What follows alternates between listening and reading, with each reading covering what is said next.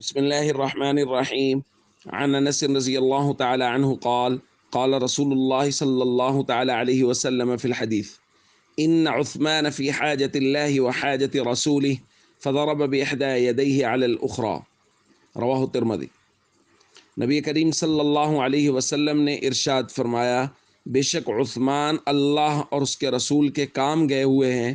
تو رسول اللہ صلی اللہ علیہ وسلم نے اپنے ایک ہاتھ کو دوسرے ہاتھ پر رکھا، اور دوسری روایت میں تفصیل ہے، فرمایا ہذہ ید عثمان، ایک ہاتھ دوسرے ہاتھ پر رکھ کے ارشاد فرمایا یہ اوپر والا ہاتھ عثمان کا ہاتھ ہے، وہذہ لعثمان، اور فرمایا کہ یہ جو میں بیعت کر رہا ہوں اپنے ایک ہاتھ کے ذریعے سے اپنے ہی دوسرے ہاتھ پر، یہ عثمان غنی رضی اللہ تعالیٰ عنہ کی طرف سے بیعت ہے۔ دوستو، صلح حدیبیہ کے موقع پر جب بیعت رضوان ہوئی، اس وقت حضرت عثمان غنی رضی اللہ تعالیٰ عنہ نبی کریم صلی اللہ علیہ وسلم کے سفیر بن کے مکہ مکرمہ گئے ہوئے تھے۔ اسی دوران بیعت رضوان ہوئی تو نبی کریم صلی اللہ علیہ وسلم نے اپنے ایک ہاتھ کو حضرت عثمان کا ہاتھ قرار دیا اور اپنے ہی ہاتھ پر رکھ کے بیعت کی، اور فرمایا یہ عثمان غنی رضی اللہ تعالیٰ عنہ کی طرف سے بیعت ہے۔ تو دوستو، میں سمجھتا ہوں یہ بہت بڑی فضیلت ہے، اور صحابہ بھی اس کو بہت بڑی فضیلت گردانتے تھے کہ حضور علیہ الصلاۃ والسلام نے اپنے ہاتھ کو حضرت عثمان غنی رضی اللہ تعالیٰ عنہ کا ہاتھ قرار دیا۔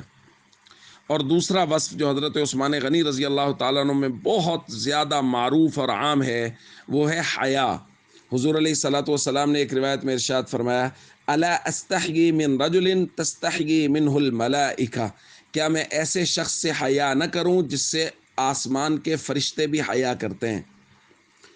تو وہ پوری تفصیلی روایت ہے کہ حضور علیہ الصلاۃ والسلام بیٹھے تھے اور پنڈلی مبارک سے کچھ کپڑا ہٹا ہوا تھا، تو حضرت ابوبکر نے اجازت مانگی تو اجازت مل گئی، حضرت عمر نے اجازت مانگی تو اجازت مل گئی، پھر حضرت عثمان غنی رضی اللہ تعالیٰ عنہ نے جب اجازت مانگی تو حضور علیہ الصلاۃ والسلام نے فرمایا ابھی رکو، کپڑا درست کیا، پھر اجازت دی، حضرت عثمان غنی تشریف لائے، بات چیت ہوئی، پھر جب وہ واپس چلے گئے تو سیدہ عائشہ رضی اللہ تعالیٰ عنہ نے پوچھا، یا رسول اللہ،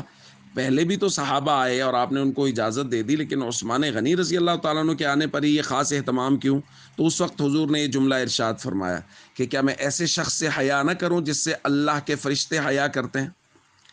تو دوستو، ہمیں صحابہ سے بہت محبت رکھنی چاہیے، اور بنیادی بات یہ ہے کہ صحابہ کے اوصاف اپنانے کی کوشش کرنی چاہیے۔ حیا، اپنی نظروں میں، اپنے بولنے میں، اپنے سننے میں حیا پیدا کرنا چاہیے کہ ہماری نظر غیر محرم پہ نہ اٹھے۔ کسی کی بہو بیٹی پہ نظر اٹھانے سے پہلے یہ سوچ لیں کہ ہمارے گھروں کے اندر بھی بیٹیاں اور بہنیں ہیں۔ السلام علیکم ورحمۃ اللہ وبرکاتہ۔